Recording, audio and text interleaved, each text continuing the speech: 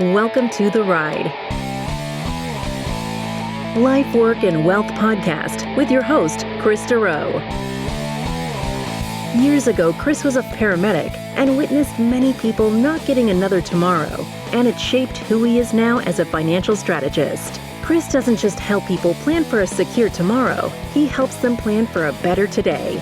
Kris lives in Burlington, Ontario, and is an investment advisor at Three Hats Financial, a trade name of Harbourfront Wealth Management, and IROC dealer. Let's get to it. Divorce happens, and COVID is not helping those couples in already stress-filled relationships. Welcome back to The Ride with your host, Kris Dureau, a financial advisor who is seeing this trend in his practice.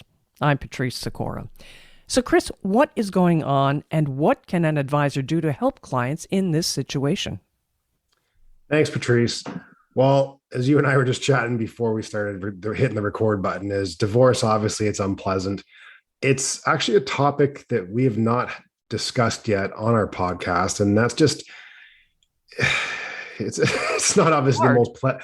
Yeah, it is. It's not the most pleasant thing, and I knew I eventually had to do a show on it. Why now is really because I'm getting more and more client. Like, we always have clients going through a divorce at some point. Like, usually there's a client or two at some point going through a divorce that we're helping with. That's normal. We have just obviously noticed in the last 24 months, which has been obviously quite stressful for everybody, that definitely that has affected marriages. I have seen that firsthand with friends, clients.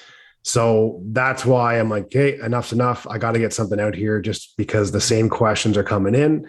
So I thought it would be a good time to have a quick chat about this topic. All right.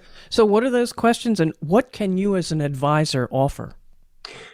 Yeah. So I'll get into that, and we'll go through a couple financial tips and stuff that for people that are just in the beginning stages of it. But I don't want to kill people with stats, but as I looked into this, we all know, like, we hear that obviously the divorce rates are up. We know that, but I've never actually really dug right into the information. So I actually found some Canadian stats that I'll just start with, because it does put some of this into perspective. So far, 40% of marriages in Canada end in divorce, which we all hear sometimes that it's about half. So it's actually 38% to be accurate. The average length of marriage in Canada is 13.8 years, which was actually longer than most countries, surprisingly. That one is a little shocked about. Close to half the amount of couples are getting married now compared to the 1960s. So half the amount of people are getting married compared to 1960s, but the divorce rate is doubled. So less people getting married, but the divorce rate's doubled. So that was another one where I was like, wow.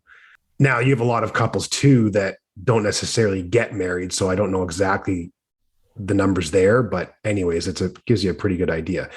This wasn't a shock, but 68% of couples divorced are getting divorced due to financial issues. Hence why we're talking about that today. So as you can see from the numbers, it's fairly common to get divorced nowadays, unfortunately.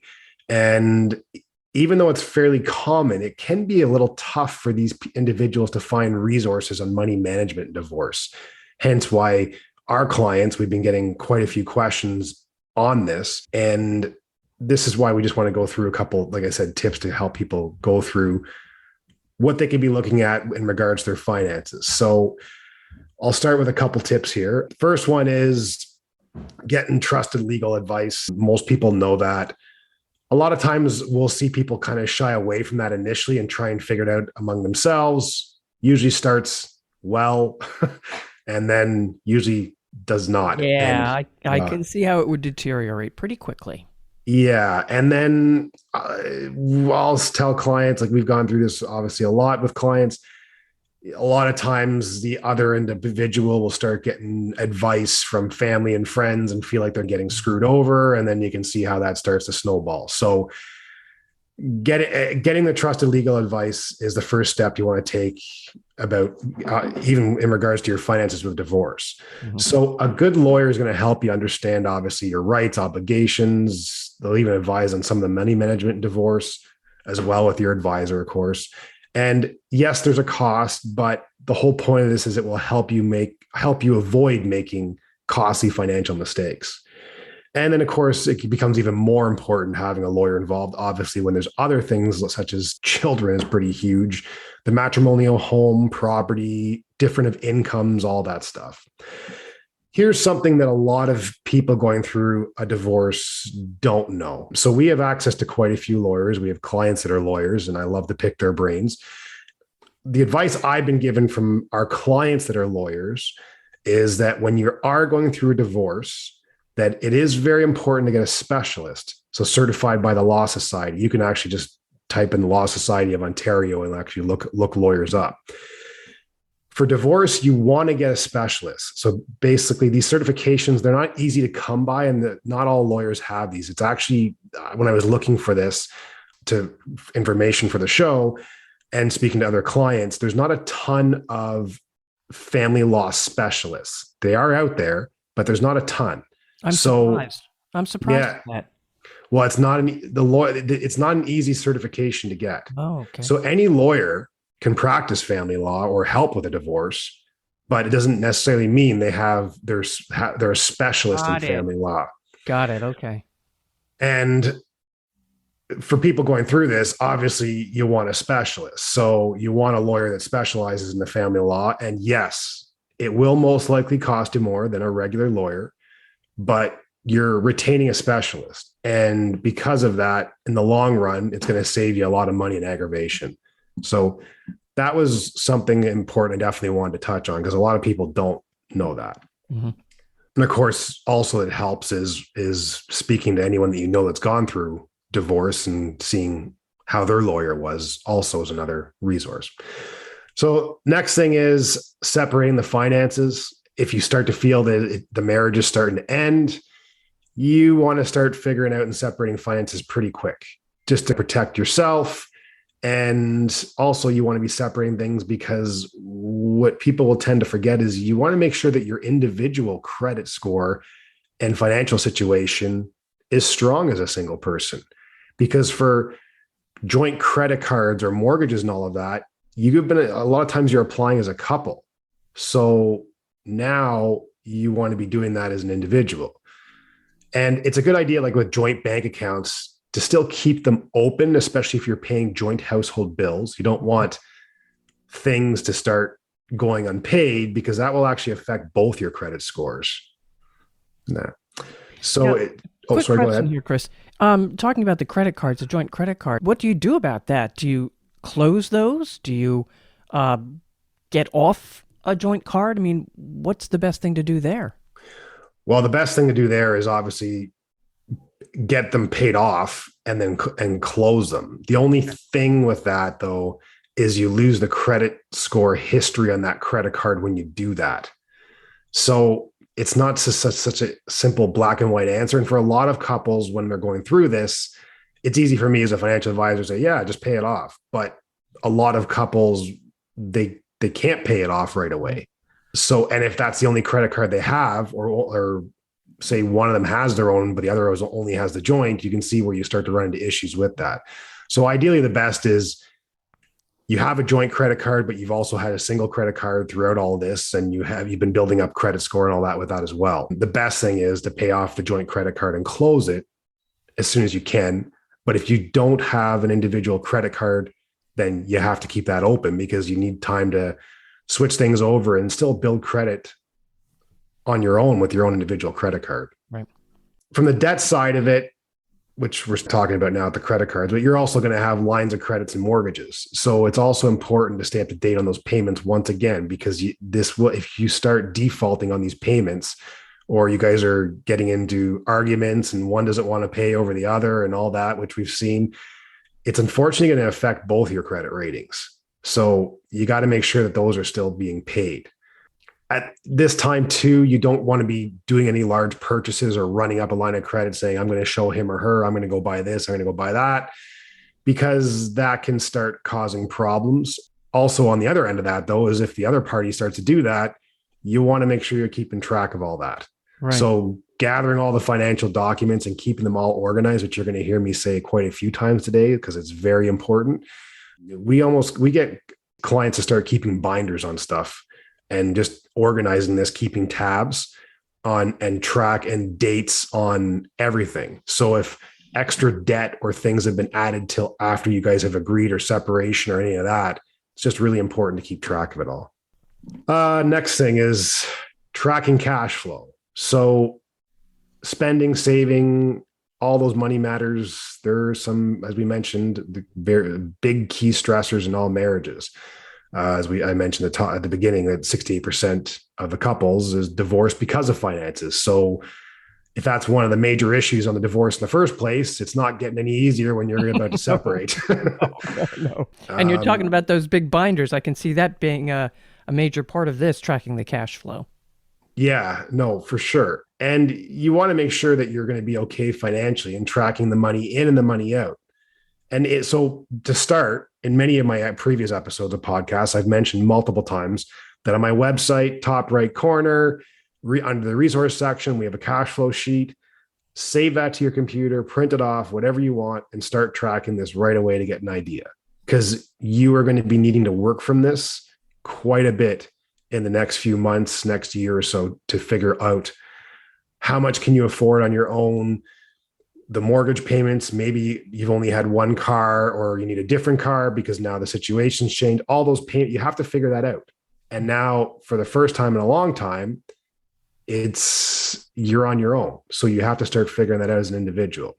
And what is your website? 3 hats, spelt out the word, 3hatsfinancial.ca. Okay. That's where they can find us.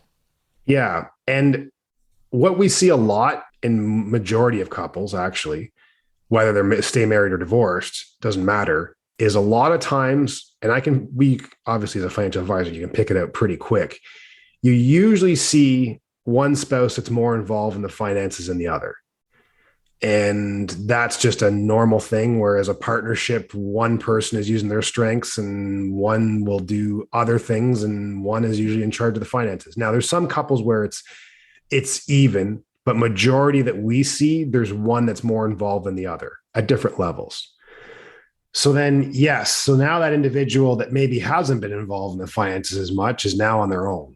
And that's where they have to just learn how to now track their cash flow. And that's where this cash flow sheet will come into play. So that's basically the summary of the cash flow is just, you got to start tracking it. What's coming in, what's going out. And you really got to figure that out now as an individual. All right. Next big one is now making the housing decisions. So majority of couples married nowadays still, you own a home. And you're going to obviously have to make a decision about that on whether you sell it outright or if one's going to stay and one's going to go or what you're going to do around that. And then about how splitting the home sale proceeds and everything else. We're seeing this as a much bigger issue nowadays, just simply because the prices of houses have increased so much. Mm-hmm. So sure, yes, you get to sell your house for more, but you're splitting it in half. So even with that, the higher sale price, we're still seeing now individuals going through this, that it's causing some more problems. And now that individual as well has to get a mortgage by themselves. And we're seeing right now significant delays on people applying for mortgages or increase in lines of credits. So to find that right fit home, usually these couples want to stay somewhere close, especially if there's kids, because that's where their activities and the kids' sports are. We're seeing it, just like I said, becoming more difficult as we're seeing clients go through divorce. So you need to start figuring that out right away. Now, a change that's happened that a lot of people don't know is there's a thing called the home buyers plan where you can use up to $35,000 from your RSPs to borrow for a down payment on a house. And you can pull that money out and it's tax-free. And yes, eventually you do have to pay it back, but it's over 15 years. So it's not significant, but it helps first-time home buyers get an extra chunk of cash. So recently there's been some significant changes to that. And that is that individuals now that have experienced a breakdown in marriage, separation, divorce, or split from common law partners can now be considered a first-time home buyer and access this plan. And with that, you can actually even use the home buyer's plan if you want to stay in the same house and buy out your partner's share of the former matrimonial home. Well, now that's a definite change. Yeah, it's just because of obviously the government realizing divorce rates going up and house Right. prices becoming more expensive. Now there is some very specific rules. I'm not going to go through all of them today because that would be a whole show on its own. But you need to look pretty deep into this in regards to the rules. One major one is you need to be separate and apart from one another as a result of the breakdown for at least 90 days. And this is a big change because under the previous criteria, individuals who separated, they wouldn't have qualified for this. They would have had to wait over 4 years before they could actually be considered a first-time home buyer. So these changes actually just came in effect in 2020. And a lot of people don't realize that.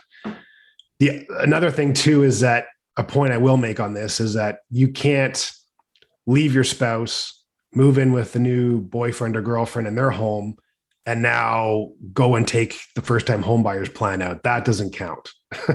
You got to be on your own and have your own place. You can't move into somebody else's house and then try and still pull that money out. And as I mentioned, there is some complex rules and timing requirements involved around this.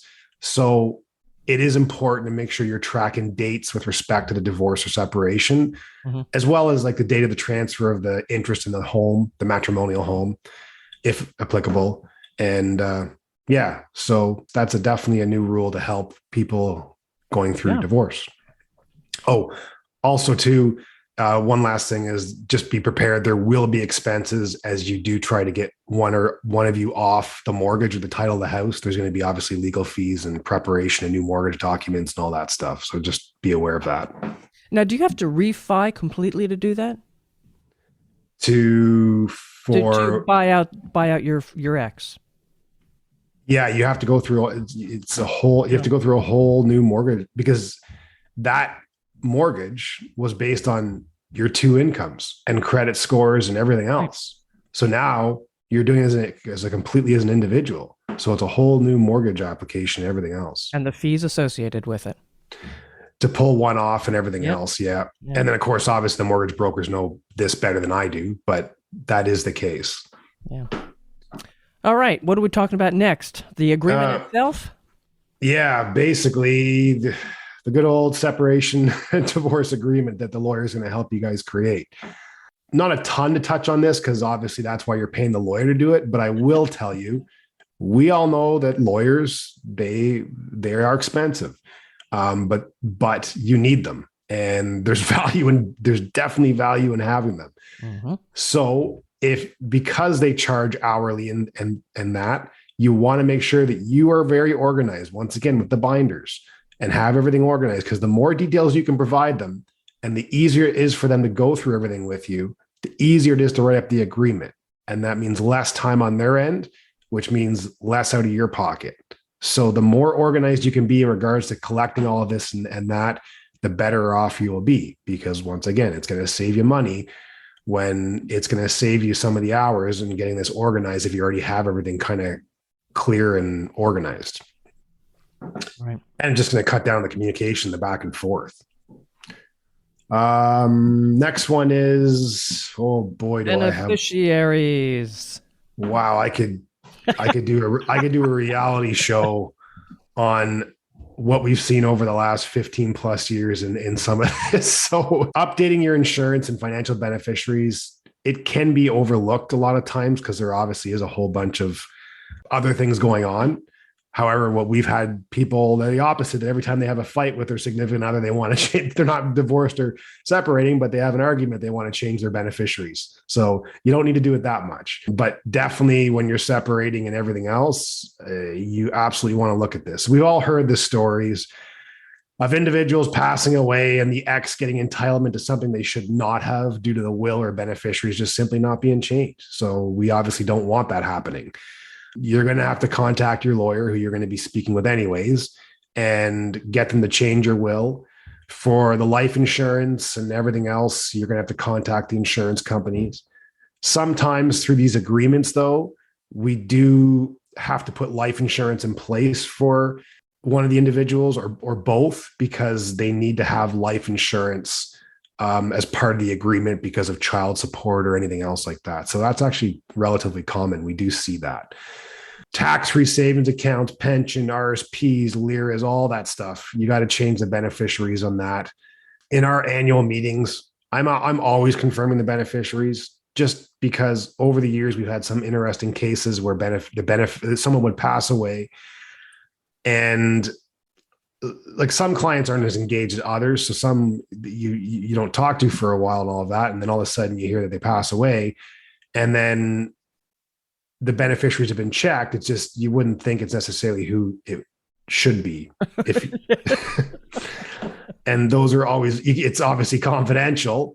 So when a family member or someone's calling, you can't tell them who the beneficiary is. It has to all go through the insurance company, everything else. But it's been interesting because sometimes you're looking at the name of the beneficiary and you're like, whew, I would not want to be in that family lawyer meeting because that is definitely not who they think it is.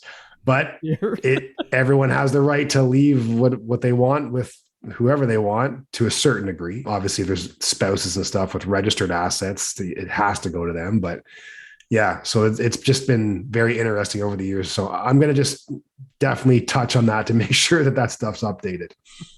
It's probably, as you say, people are allowed to leave whatever they want to whomever they wish. However, it makes sure it's the person. It really is that person. Make sure you update the beneficiaries. That's why we review it annually, because we'll have like when we have new clients come in, I'll refer the beneficiaries because then we get the statements and everything transfers over. I'm like, okay, so here, and they're like, some of them are just blown away. They're like, are you kidding me? I thought that was changed. And I'm like, nope, here's the statement. You can clearly see who the beneficiary is. And we've had some people like, oh my goodness, I assumed that was changed. I can't tell you how many times I've heard that. Mm-hmm. So really, really important to make sure that, you go through all that. All right.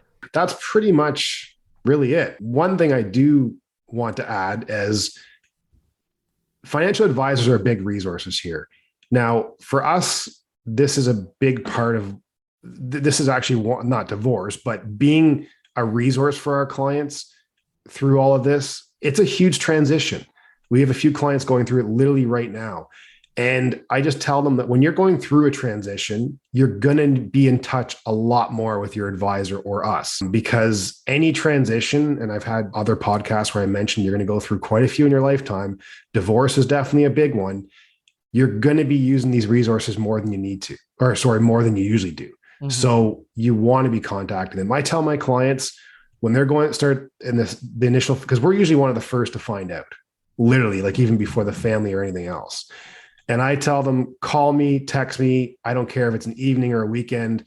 I just want to make sure that you have me as a resource. And some of these clients, they've called on a Saturday night, just nothing to do with the finances, just to vent, cry, whatever they need to, just to be able to have this neutral resource to kind of lean on.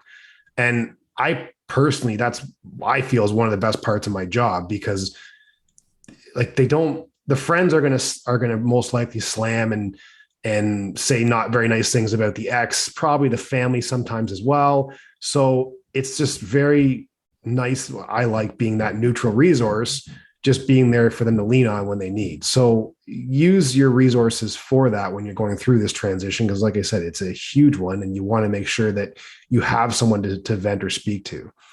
And I always tell them that personally, I've probably gone through this stage of my career, I would honestly guess probably close to 100 divorces with clients over the years. Like it would probably be that many. And so through that, you learn, and it's a good resource to have for someone, because most times this is the first time they've ever gone through it. Right. Right. All right, Kris, how can people contact you? You mentioned your website earlier, but please tell us again and tell us about any other ways to get in touch with you. Through the website, there's a contact form. You can actually even schedule a meeting right with me as well, too. It's 3hatsfinancial.ca, Facebook group page, LinkedIn, all the regular sources we have that you can easily get a hold of us through that. All right. Kris Dureau, thanks so much. This was really a very enlightening podcast, Kris. And for all you listeners, be sure to follow this podcast, The Ride, Life, Work, and Wealth, to know when the latest episode is ready. You never know when it may have information you need, and share with family and friends.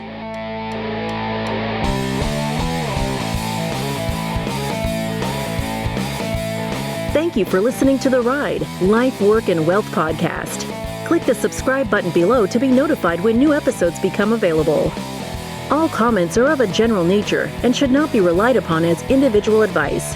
The views and opinions expressed in this commentary may not necessarily reflect those of Harbourfront Wealth Management.